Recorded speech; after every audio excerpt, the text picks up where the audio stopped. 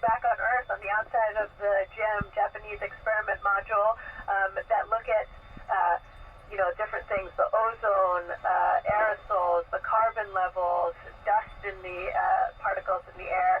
And so because the space station has been up here for decades now and passes over these same regions and can get a long-term view, that can then inform decisions made how to counter climate change. Over. Right now we have a lot of automated systems and autonomous systems that help us, but in terms of artificial intelligence, I think when we start talking about going places like Mars, where we can't just reach back to ground, where we have an entire team of people to help us, artificial intelligence might help to fill that gap. Over. Prometeo project was just performed recently by the Axiom 3 crew members who were up here. It was a study the Italian Space Agency came up with, and there are certain diseases, basically, such as Parkinson's disease, where oxidative stress causes impairment to the cognitive and behavioral functions.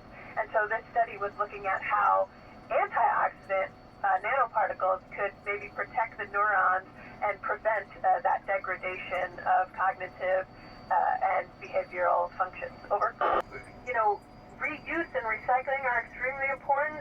As we go further, we're not just going to be able to easily ship supplies, so that's something that's incredibly important. Figuring out radiation, as we go further in the solar system, how do we protect humans from the effects of radiation?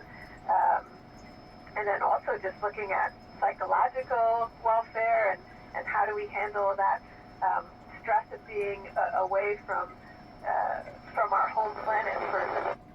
We're carrying out several studies, lots of human research experiments in general on cardiovascular and other systems, to understand how things like the weightless environment impact. A lot of things up here in the space environment simulate rapid aging, especially to our vascular system and our arteries, and that can then be applied to help us, go further and do longer duration missions further out in space, and also to help us back on Earth. Over. The things we do are the same as you would do on home, back on Earth. Things like trying to prevent contact, wearing masks, dependent on how that specific virus spreads, cleaning surfaces, hygiene, cleaning hands to try and prevent that spread.